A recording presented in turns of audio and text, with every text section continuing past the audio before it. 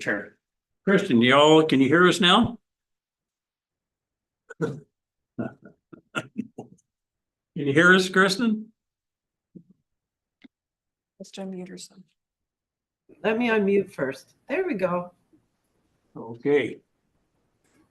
All right, we'll start this meeting again. Moved by Gary Atkinson and seconder here for the minutes to be adopted. Kristen? Yep. Seconder? Thank you. That the minutes be adopted by the Fire Exec Committee and that those confidential minutes of the closed sessions of committee remain confidential and restricted from public disclosure in accordance with the exemptions provided in the Municipal Freedom of Information and Protection of Privacy Act. And we had the Fire Exec Committee meeting minutes of October the 6th, 2025. And that any business arising from those previous minutes, if you had a chance to look them over? Any questions? Nothing for me. Nothing for you? Thank you.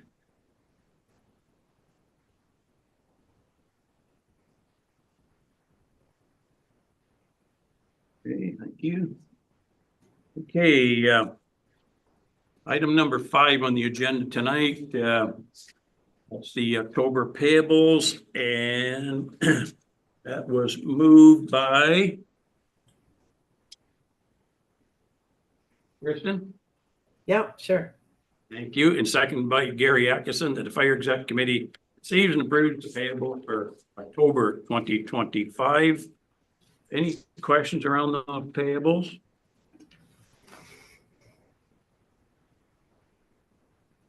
I have none, Mr. Chair. Thank you, sir. Kristen, you don't have anything? Well, I guess the only thing I don't like is the pens, but other than that, it's all good. All good. Okay. Thank you. I don't have any questions on them. Okay, item number 6 on the agenda tonight, 6.1. Plympton-Wyoming Fire Department third quarter report and budget update.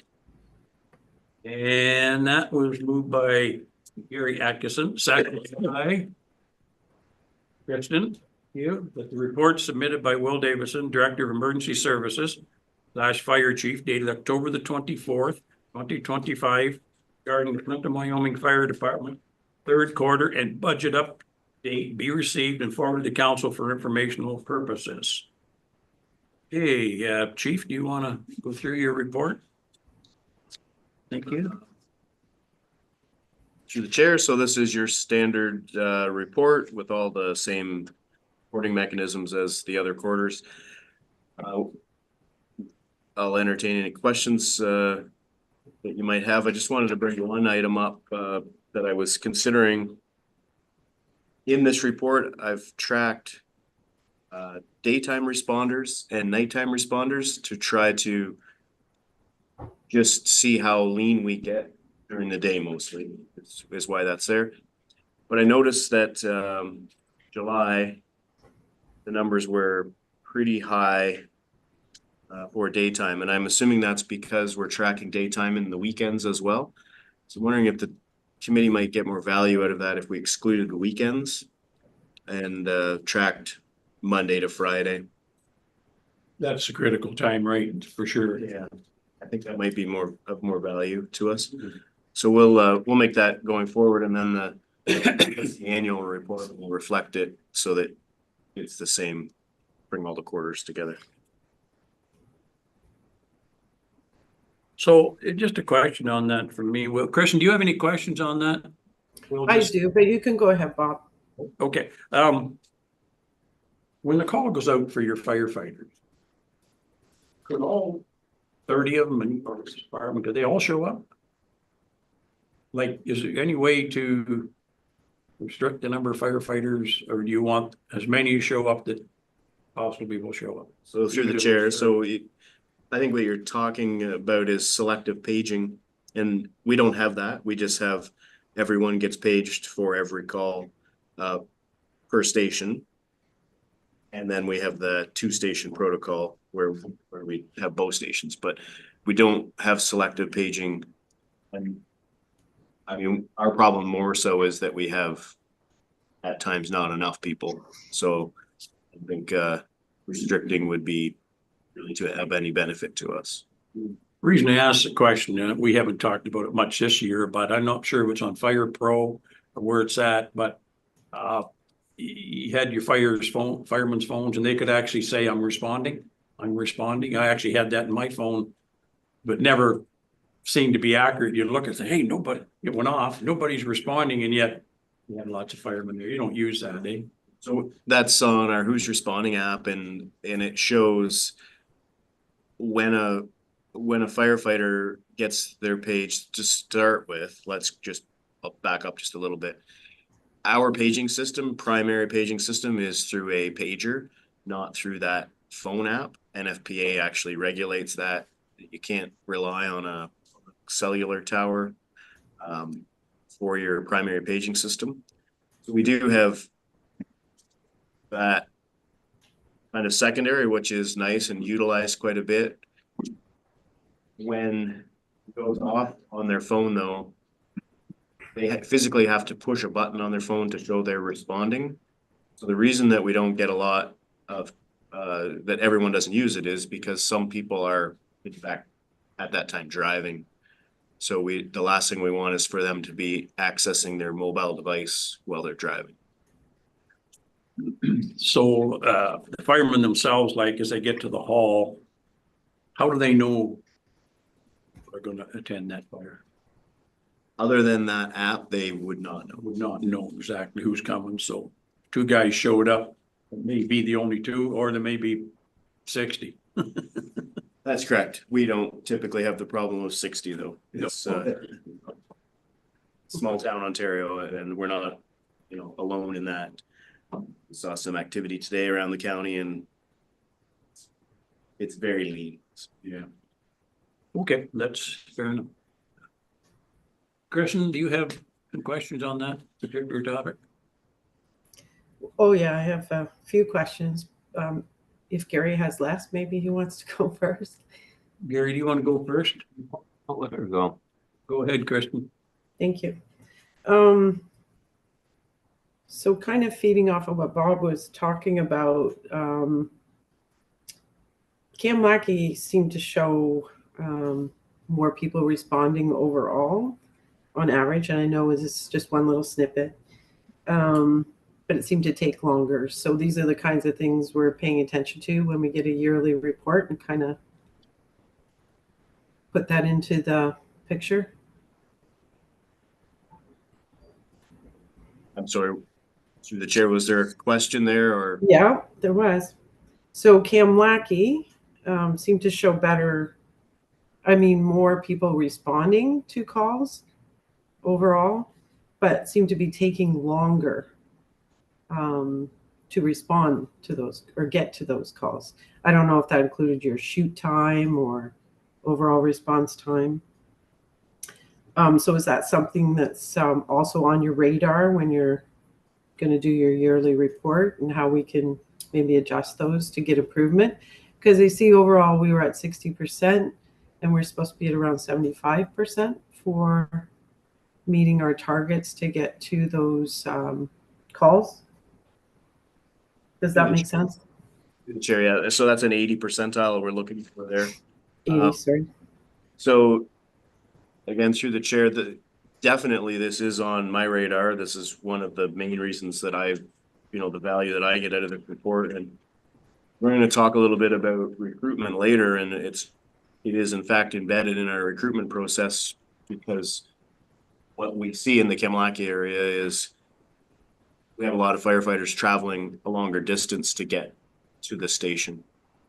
So that makes a difference in our shoot time. Okay. Sure, it's on our radar, and we're, we'll look at it when we recruit as well. Okay. Thank you.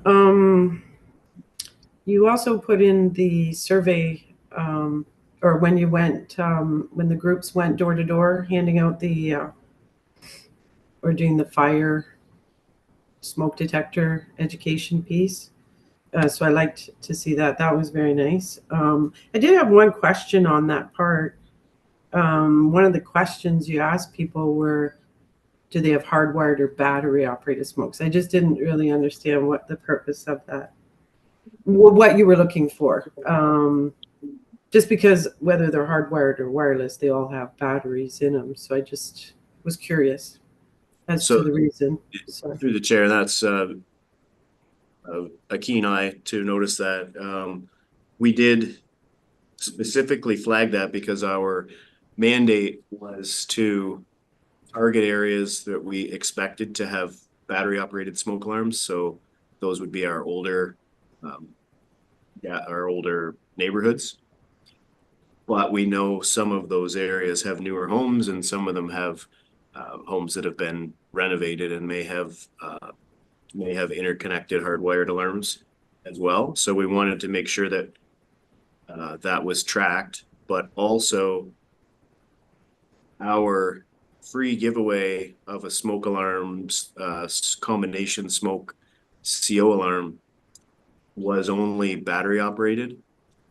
So we wanted to make sure that we didn't get in a situation where we were putting a lower level of protection into someone's home by giving them a battery operated if they required a hardwired alarm. And what I mean by required was if they had a hardwired, then that's what they required. The fire code says you can't reduce the level of protection. So that's the reason that's in this. okay, well that's good to understand. Thank you. Can I ask questions on the budget part? Just Sure. a few. So on page, the first page under admin assistant, the meetings pay, I think we didn't budget anything. I think that must have just been missed, maybe, for Nicole. Who are you asking the question to, Kristen? Well, I guess that would be the chief. Chief? Okay, I'm not entirely sure I understand the question. I see where you're at, the second line under admin assistant, and there's $902.75 Yeah. 76 cents there. Correct. Yeah, and But there wasn't anything budgeted for that line, so I was just wondering if that was just some sort of. yeah, I can look. I saw that earlier as well. I'll look into what was put in there. Okay. And then on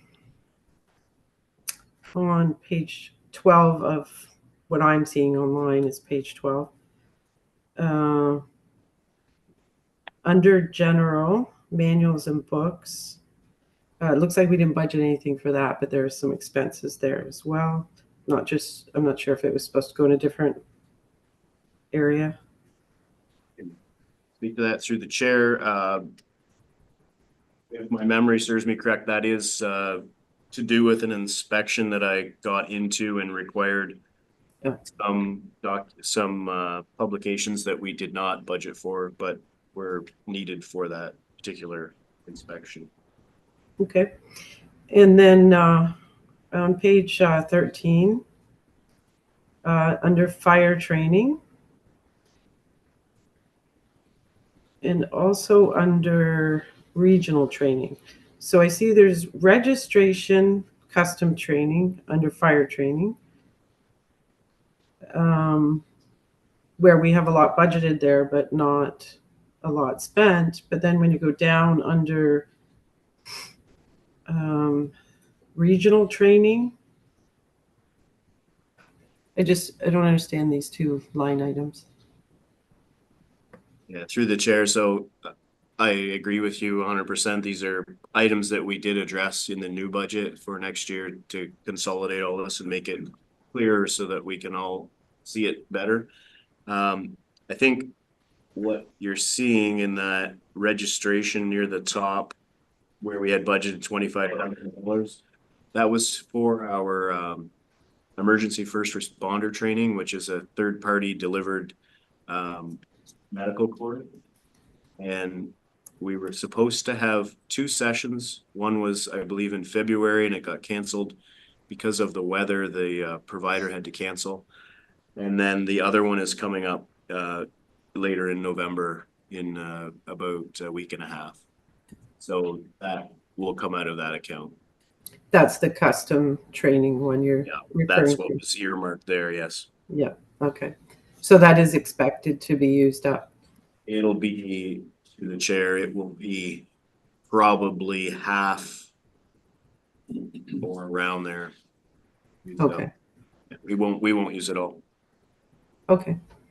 And then the regional training, that one, are we expected to have more expenses there? Because it kind of went over. I'm sorry, I'm just trying to find the line number you're on. It's on the same page, just down. Yeah, oh yeah, so through the chair, so this is representative of our certification training. You can see it Mhm. over a little bit, which we just took a shot in the dark at where we'd be. It's more of a 2-year plan than it was a 1-year plan. So of course, availability, firefighter availability to take the course, that's where all that registration was coming out of. So yeah, it's run over a bit there. Actually, not as bad as I thought it likely would have. Okay, thank you. And then first aid training, I think it's on that same page.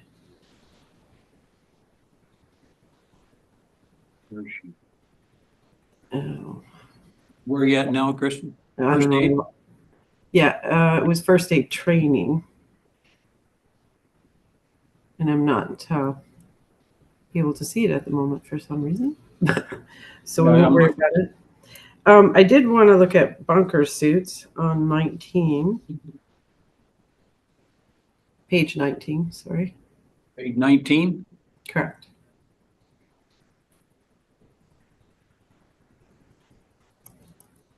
I just wanted a little bit clarification on that, where it's at. We seem to be way under budget on that line item as well. So I just want to know if the plan was still to utilize it for bunker suits. Through the chair, so yes, we intend to use every nickel of that line. We've already ordered and waiting, we're just waiting for them to come in and be invoiced. Okay. That would be it for my questions. Okay. Gary, Yeah, if I can, going back to page 15, Chief, the dispatch system was Sarnia. See, we're a little bit over from what we've already budgeted. Not a lot, but about almost, 1,500 or so. Will that probably continue to go up for this as quarter winds up for the year? Through the chair, I'd have to check on that. I think we're done there.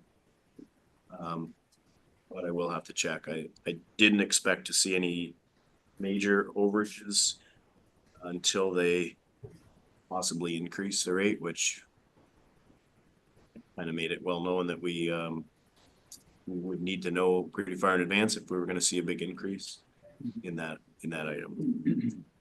So yeah, we can see what we're invoiced up to. That increase, that'll be considered into your 26 budget?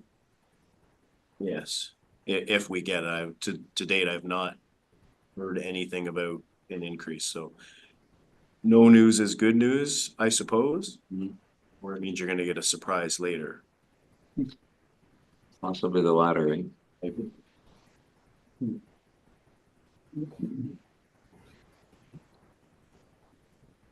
Okay, I think Councilor Rodriguez took two of my other ones I had, so that's all I have at the moment.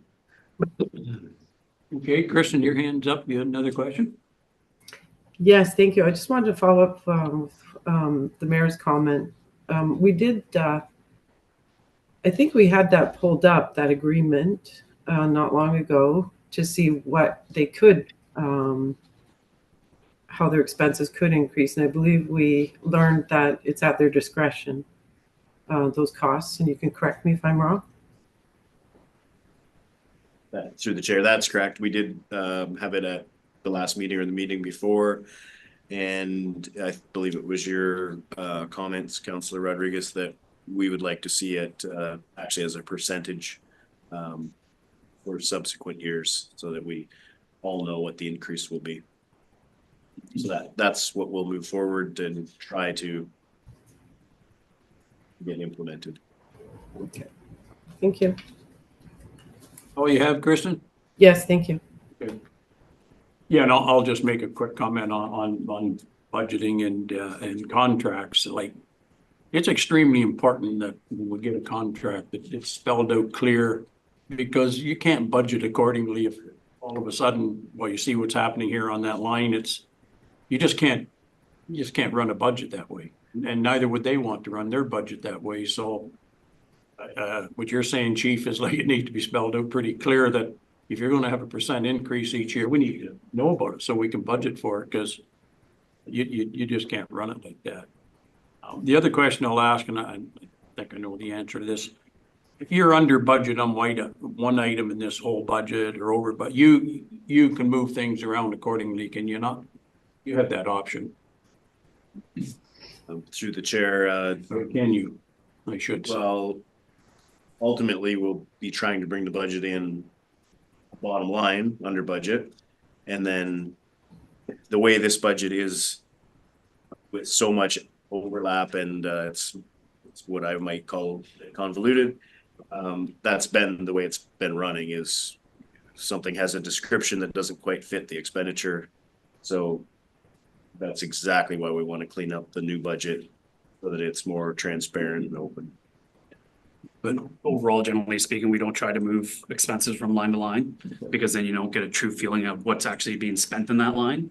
If you're going over on that line, you want to fix that for the following year, where if you're sliding that expense to the wrong line, that doesn't help with that.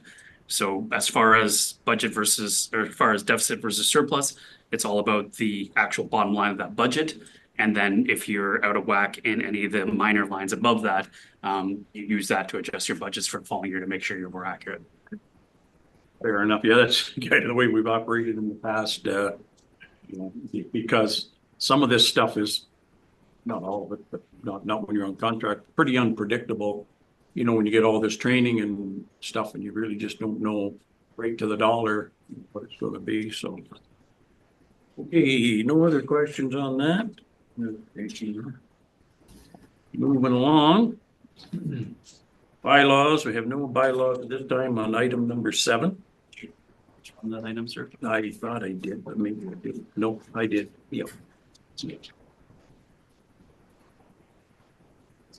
Yeah, I did. Yeah. I think you called out the Did I? motion, but I don't think we voted Okay. on it yet. Okay, moved by Gary Atkinson, second by Kristen Rodriguez. The report submitted by Will Davison, Director of Emergency Services / Fire Chief, dated October 24th, 2025, regarding the Plympton-Wyoming Fire Department third quarter report and budget update be received and forwarded to the council for information purposes. All in favor? Gary.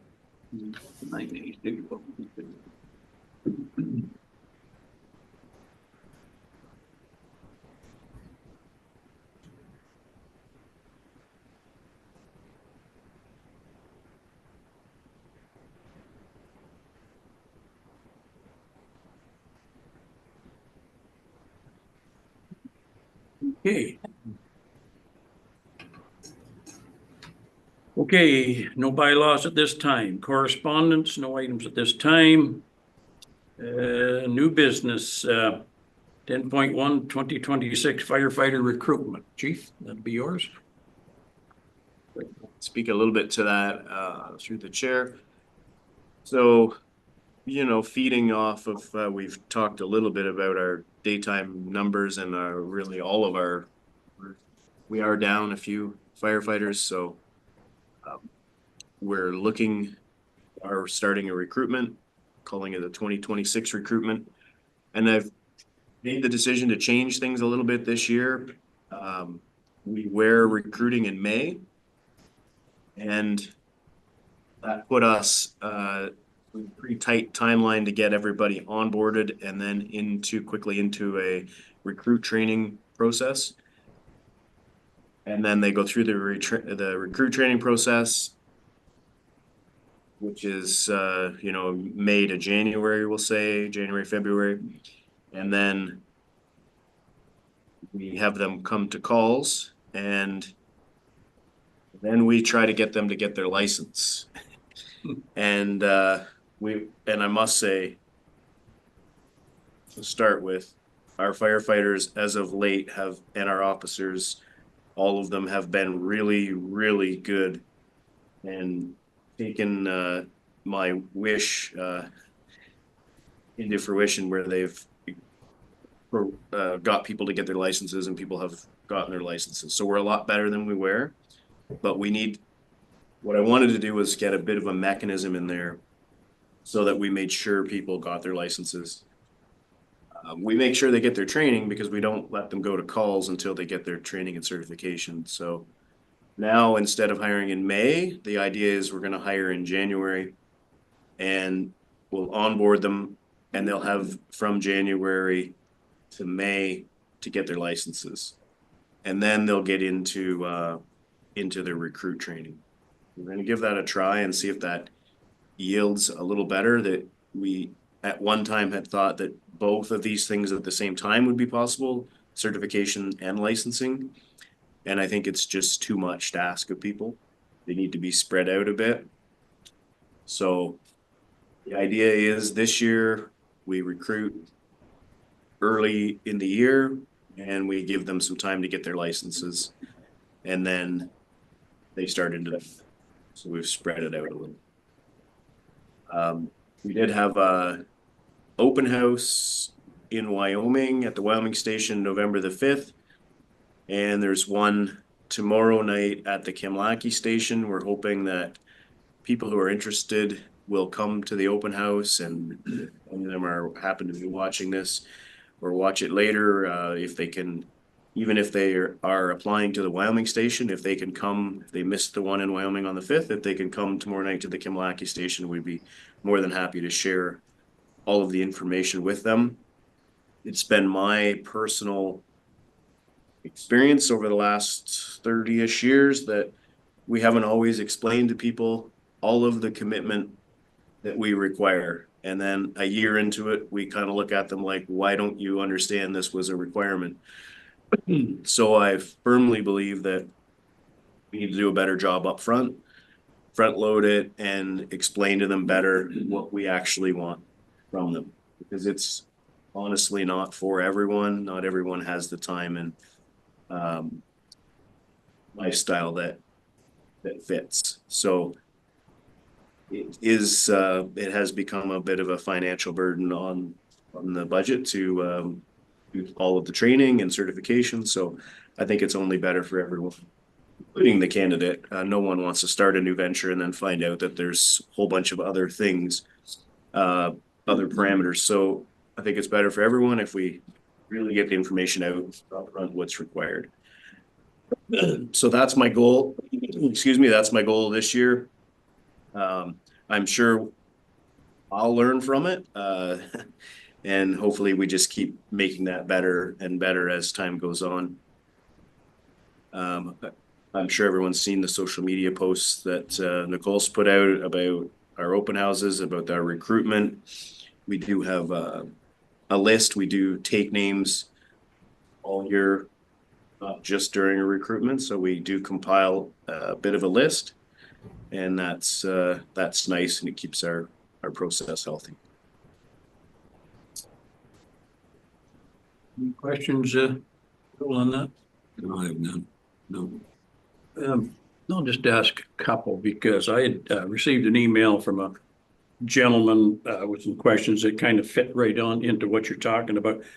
So just one quick question. Roughly, do you know how much it would cost to train a firefighter and get them certified? Total cost? Not off the top of my head, I do not. We're like, if I had to guess through the chair, we are just in certification training, probably a couple of $3,000 or so. That would be just for It's just a guess. certification for firefighter, and then license, driver's license be on top of that. I mean, there's a lot of variables there. We of course pay all of our people for their training, and so there's wages and. So when the new firefighter's going out and he trains on our trucks to get his D license and stuff, right? That's right. He's paid for the hours he spends on that fire truck driving it and stuff. We through the chair, we dedicate to, of course, paying that person to train on our equipment, and then also to have a trainer be there, train with them to actually train them. So, just on the driver's license again, like, we've had quite a few problems in the past. As a matter of fact, there was one point here, we didn't have anybody show up to drive the fire truck, end up taking a pickup truck instead. You know, since then, we've come a long ways, my understanding. We aren't anywhere near that problem today. I hope. Yeah, through the chair, I'm not aware of the incident that you were talking about. It must have been before my time. But we have been short, and that's been my my goal is to, and like I said earlier, they've done a really good job at getting people licensed. So we're just hoping, we've pretty well got through our existing members.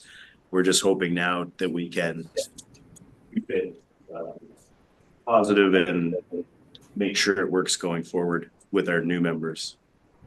Okay, so what do you have, 58 firefighters now? You said you're down 2? We're down a few. Oh, you're down a few, not 2. I thought I heard 2. A few more than that, yeah. Well, I thought that when you're doing the recruitment, I thought, yeah, no, it's got to be more than 2. So, not to put you on the spot or anything, but what percentage of your firefighters would have their license to drive the truck? Again, through the chair, I don't have those numbers in my head. But we're in the high 80%. Yeah. I would guess, like we're way better than we've ever been. But we need a mechanism to keep it that way. Yeah. Oh, no, I appreciate it. Yeah. It has to be, we can't chase them 3 years into it. We need it right up front. Okay. No, that's fair enough. That's what I was looking for. The cost of roughly training a firefighter.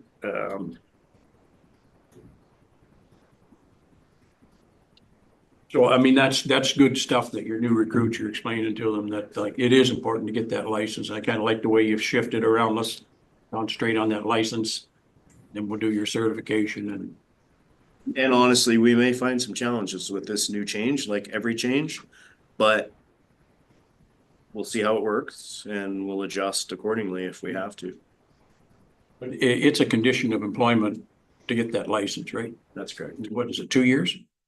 It's letter of the law says within a year, I believe, right now. So, but the problem, like every rule we have, when you don't enforce it, they're only as good as the paper they're written on. Gary? Okay, any, Kristen? Yes. I just wanted to say to the chief, I like the direction you are taking. Try and get things more organized and upfront with new recruits so that they know what to expect before they leap in, and what that commitment looks like. I think that's important. Obviously, we don't want to scare anybody away either, but it is costly to go through recruits. I think I heard a comment in the past about how people come here so they can get free training, so to speak, and then move on to full-time fire departments. So that's kind of hard on small municipal budgets to be perceived that way. So I hope, I don't know if there's any way you can get some sort of like your costs are covered if you commit to this time frame type thing, or I don't know if there's anything else, but you certainly have a good start on things. So I appreciate that. Thank you. Anything else, Kristen? Under new business? Oh, yes, under new business, yes. Yeah. I did ask in the email when we were getting the agenda under new business if if there was any new regulations coming into effect that may affect our community, whether it's residential, commercial, industrial. I do have seen on social media and a couple other areas that they were promoting something new to do with carbons. So if the chief has any information on that, that would be appreciated. The chair, I can speak on this a little bit. I did read your email and I did put some notes together for this. So what Councilor Rodriguez is referring to is the recent social media blasts that have been from a lot of departments, and I've been sharing a lot of them myself, talking about the new changes to the Ontario Fire Code that come into effect January 1st, 2026. I'll preface this with the fact that I'm not very happy with the way the province has rolled this out, and they haven't given us much support. I did sit in a webinar on it that was hosted by a couple of engineers that barely scratched the surface. I didn't get into the technical side of what we need to know about it. So I'm hoping that through the Ontario Association of Fire Chiefs that we can push the province a little bit to get a little more of a resource on the changes. Seems to be some pretty major changes, but major or not, any changes to the fire code really need to be supported. So I'll go through with you, I'll go through what I know, highlights of what I know of the changes. A lot of new definitions. Of course, I'm not going to go through all the definitions, but there seems to be a lot of definitions. I'm going to say from what I've seen, it seems to be more like just to make things clearer. Nothing that I think is going to jump out and bite anybody, catch anybody. I think it's just to make things clearer. So some good things there. Councilor Rodriguez already referred to the CO alarms. That's probably the biggest change and what we want our residents to know about. So it's a good forum for us to talk about here and for us to share with people is that I'll talk first of all, the way it used to be. CO alarms were required in a home if you had a fuel burning appliance or an attached garage, fireplace. Then you had to have one CO alarm, which is we see a difference there between CO alarms and smoke alarms, because smoke alarms were in the code as being required on every level, on every story of the home. But CO was just one. So the code has, we'll say, caught up, I guess. And to be fair, a lot of this is to harmonize the code with national codes. We're pretty unique in Ontario. We have our own code. So a lot of the changes have been to harmonize it with the national code. So now instead of just one alarm in a home, a CO alarm, you have to have a CO alarm on every level of your home. If you have a fuel burning appliance, so if you have a water heater that runs off gas or oil or propane, or a furnace, cook stove or a fireplace, you have to, or an attached garage, because we want to think about vehicle running in their garage. So if you meet that criteria, which a lot of the places we see do, then we have to have a CO alarm on every level of the home. And just a reminder there, that includes levels that you don't have sleeping areas. So unfinished basements, any place that is a actual level. Split levels always is, I get a lot of questions around split levels. So not that top of the stairwell split, but the actual living space level of the home. So that's a pretty major change there for CO alarms. The next change is in the fire alarm system inspections. Ontario formally adopted the CAN ULC S536 2019 and S537. So that changes things. It tightens things up a little bit to how these are inspected. Governs inspections and testing and verifications. So that will that is also an addition. Hazardous materials have been opened up and changed a bit. Mostly, I'm going to say to in line with the national code, but there's some talk around cannabis extraction processes. So that's been added in there.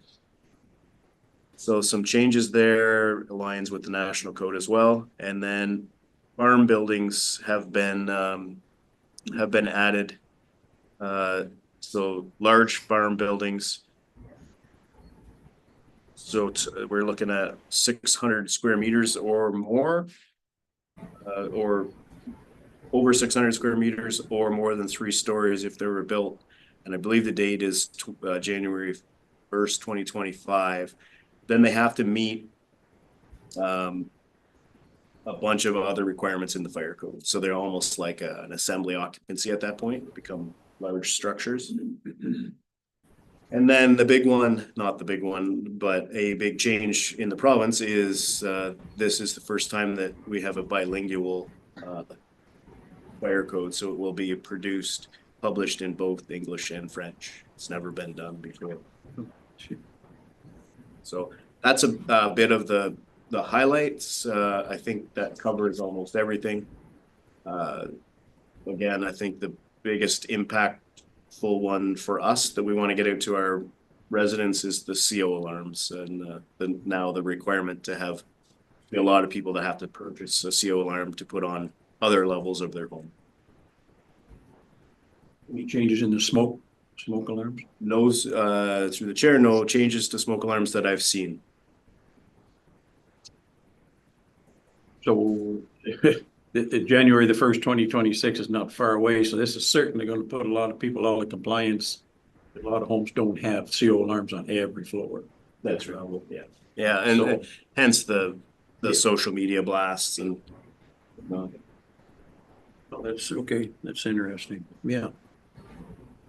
Kristen? Well, thank you for all that information. And it was really good. And quite frankly, I thought carbons were always needed anywhere where there was fuel burning. So any areas of a home is where you would put carbons. That's what I thought. So it's good to know that it's now being brought into law, because I think it's important. And I'm sure everybody appreciates that. Just one question for myself. I woke up last night about 2 o'clock in the morning. My smoke alarm was beeping. And I had just put all new smoke alarms in my house, replaced the hardwired ones with all new ones. They're only 27 years old. Hate to admit that, but I mean, that's just to listen to stuff that I've learned here. That gee, I'm going to look at my own because anyways, I replaced them all. But last night was going, I didn't even realize that my smoke detector in my bedroom had a battery. So I get up and took her out, and sure enough, a 9-volt battery. And I didn't realize I had not only hardwired, but also battery backup in that alarm. So when it was beeping, I knew it wasn't an alarm, it was a battery. So got in the chair, get up there. And so I replaced all the batteries today and the other 3 in my house. But the alarms that were in there initially, the hardwired ones, never had a battery in them. They never did have no battery backup. So what is the rule around that? So through the chair, so these are building code requirements. So when you build a house, I know we're talking about fire things, but these are things that come out of the building code. The building code builds it, requires all of those sorts of items like smoke alarms and suppression systems and everything like that. And then the fire code maintains it. So that's where we get into things like when I say you can't decrease the level of protection, you can't put a battery operated alarm in if there was a hardwired alarm.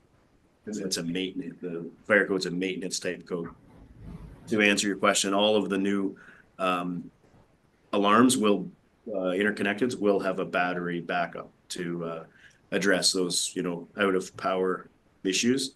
They may be different configurations of how they do that, but they will have some battery backup. And over the years, we've seen different variations of battery backups with interconnected alarms. some of them being central batteries. A battery has that. But I'm happy to hear that your involvement with the committee has brought you to do that. That's commendable. Most smoke alarms, as a rule of thumb, we say a smoke alarm is good for 10 years. But you always have to go to that manufacturer's recommendations, their specifications that are going to tell you exactly, because we have things on the market now that are good for longer periods of time. They have sealed lithium-ion batteries in them, and they're good for a set, so you don't have to replace that. That's probably what you're going to find with a lot of these is you may not have to replace the battery. They have a battery in them, but it's just one that's good for them. That kind of brings me around to your comment about the beep. Beep, and you ask me all the time, well, it does this beep or that beep. What's it mean? Well, with the exception of the beep when it alarms, there could be a number of different things. We're talking high-end electronics now. So we always have to go right back to the manufacturer, and it's pretty good now. You can almost always take a picture of the code on the back of the alarm and get the instructions, as they make a whole bunch of different beeps and series of sounds and whatnot. And without those instructions, it's pretty difficult to figure out what it's telling you. And everybody, some people throw them away. We know we're supposed to keep them, keep them somewhere where we can look at those instructions, but it's not always the case. And as farm safety there, we were giving out smoke alarms, CO detectors. They were both in the same. Now those ones were good for 10 years. No battery to replace, but 10 years that thing will start blasting. 10 years sealed unit, it'll get an end of life chirp. And Yeah, then end of life. So, okay. Anything, Kristen? I see your hand up. All great comments. If I just can add, feed off of that is do not wait for your batteries to beep. Proactively make a schedule to replace them. I think it's good, and that way it doesn't wake you up at 3:30 in the morning because it decides it wants to chirp. I usually do, and when the clocks go back in the fall, but I was away deer hunting and my wife wasn't there, so it waited for me till the middle of the night last night to beep. Luckily, I had a whole package of batteries ready to replace them, so. Okay, moving along here. Kristen, any other new business? No. Gary, any other business? Thank you, Mr. Chair. I appreciate that. Just one comment to the chief about the changes that are coming forth.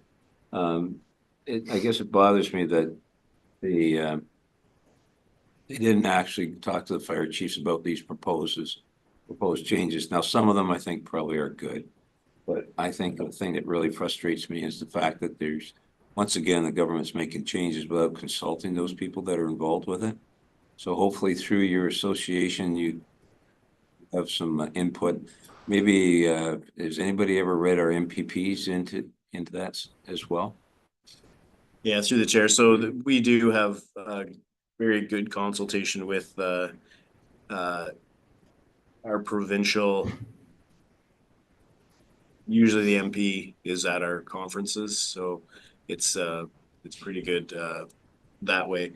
They did have consultation. They did have the code open up for public consultation for a while. I think the frustrating thing for me is that for the people that are actually prescribing the code and enforcing the code, it really does warrant having some real workshops on like how these changes are going to affect their day to day. So yeah, we'll see it. We meet in November, so we'll see if no doubt it'll be a topic of conversation. And just if you have the opportunity, just bring us up to speed how things turned out. You don't mind after? Yes, for sure. Thanks, Chief. All you have? Okay, I have a few items, but I'm not going to bring them up tonight. I can bring them up when we meet at the next meeting because some of them might take some time to explain, but C-CAN, you buy your C-CAN this year yet? Your new C-CAN? Through the chair, the Wyoming station was scheduled to to get a C-can this year, and it has been purchased. We're waiting for delivery. We had the ground prepped, workers were in and did a great job prepping, and there was some delay on delivery, but we're expecting, it was supposed to be last week and now maybe this week or next, but it'll be here very soon. No, we budget for the old fire truck. You gonna be ready for the Christmas parade? I've not heard anything on the old fire truck. Have to ask Captain Freer. No, it was iffy. Other than that, I don't have anything. Adam, do you have anything tonight? Not tonight, sir. Chief? Well, you, nothing else? I do not have anything else. Okay, moved by Gary Atkinson, seconded by And I can't get a hold of him. Preston, that the fire exec committee adjourns until February the 2nd, 2026, 5 p.m. or at the call of the chair. All in favor? Gary, thank you. Can't believe 2026.